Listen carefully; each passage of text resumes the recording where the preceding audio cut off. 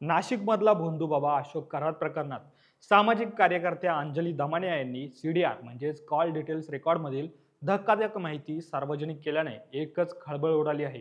कराडसोबत उपमुख्यमंत्री एकनाथ शिंदे, राष्ट्रवादीच्या नेत्या रुपाली चाकणकर, मंत्री चंद्रकांत पाटील, खासदार सुनील तटकरे, मंत्री आशिष शेलार यांचे फोन झाले होते. त्यामुळे महाराष्ट्राच्या राजकीय वर्तुळात खळबळ उडाली आहे. याआधी अशोक खरातचे राज्यातील बड्या राजकीय नेत्यांसोबतचे फोटो समोर आल्यानंतर जोरदार टीका झाली होती. विशेष करून एकनाथ शिंदे यांनी मुख्यमंत्री असताना खरातची भेट घेतली होती. त्यावेळी या भेटीवरून महाराष्ट्राच्या राजकारणात उलटसुलट चर्चा सुरू झाल्या होत्या आणि यामुळेच राज्यातील राजकारणी आणि भोंदूबाबांचं प्रेम याची पुन्हा एकदा जोरदार चर्चा होत आहे.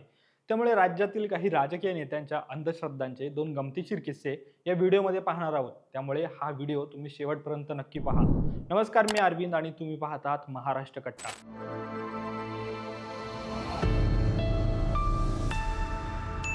सगळ्यात आधी बघू विद्यमान मुख्यमंत्री देवेंद्र फडणवीस आणि नरेंद्रचार्य स्वामी यांच्या भेटीचा किस्सा.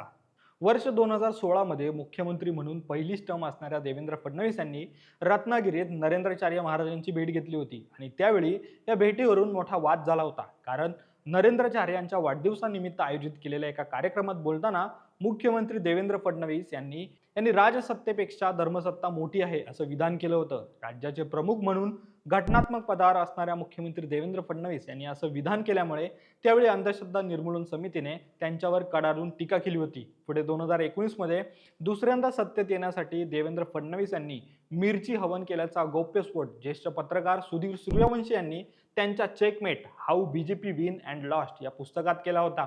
आणि या मिरची हवन नंतरच देवेंद्र फडणवीस आणि अजित पवार यांचा पहाटेचा शपथविधी झाला होता. तर उत्तराखंडामधील हरीश रावत यांचे सरकार याच मिरची हवनमुळे वाचल्याचं देवेंद्र फडणवीसांना सांगण्यात आलं होतं आणि त्यामुळेच मध्य प्रदेशच्या नालखेडा येथील बागलामुखी मंदिराच्या पुजाराकडनं फडणवीसांनी हे हवन करून घेतलं होतं असा दावा पत्रकार सुधीर सूर्यवंशी यांनी त्यांच्या पुस्तकात केला आहे.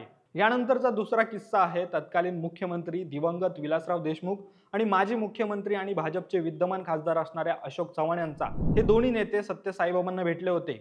आंध्र प्रदेशच्या पुट्टपर्तीमध्ये जन्मलेले सत्य साईबाबा यांनी खऱ्या साईबाबांचा पुनर्जन्म असल्याचा दावा केला होता. मंचावर उभे राहून सत्य साईबाबा हे चमत्कार करून हवेतून सोन्याच्या साखळ्या प्रगट केल्याचा दावा त्यांनी केला होता.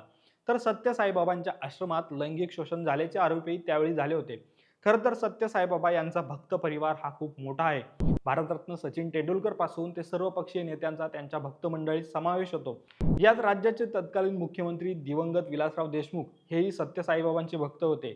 साप्ताहिक साधनामधील माहितीनुसार 21 जुलै 2001 रोजी विलासराव देशमुख यांनी मुख्यमंत्री असताना सत्य साईबाबांच्या लातूर दौऱ्यावेळी त्यांचे स्वागत केले होते. या दौऱ्यात लातूरच्या चाकूर येथील नंदनवन शिवमंदिरातील मूर्तीची प्राणप्रतिष्ठा सत्य साईबाबांच्या हस्ते झाली होती आणि त्यावेळी विलासराव देशमुख तिथं उपस्थित होते. त्यामुळे विलासराव देशमुख यांच्या हस्ते डॉक्टर नरेंद्र दाभोळकर यांनी पुरस्कार नाकारला होता. तर नोव्हेंबर 2009 मध्ये अशोक चव्हाण मुख्यमंत्री असताना त्यांनी वर्षा बंगल्यावर म्हणजे शासकीय निवासस्थानी सत्य साईबाबा यांना निमंत्रित केले होते.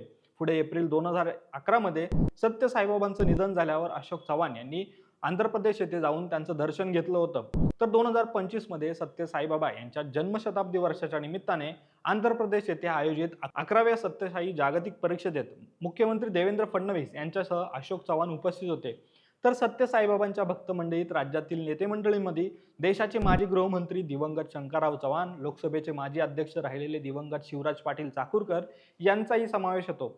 एकूणच काय तर खरात प्रकरणामुळे राजकीय नेत्यांचे भोंदूबाबासोबतचे कनेक्शन हे चर्चेत आल्याने या व्हिडिओमध्ये हे किस्से सांगितले. दरम्यान तुमच्या काही प्रतिक्रिया असतील तर कमेंट बॉक्समध्ये नक्की लिहा.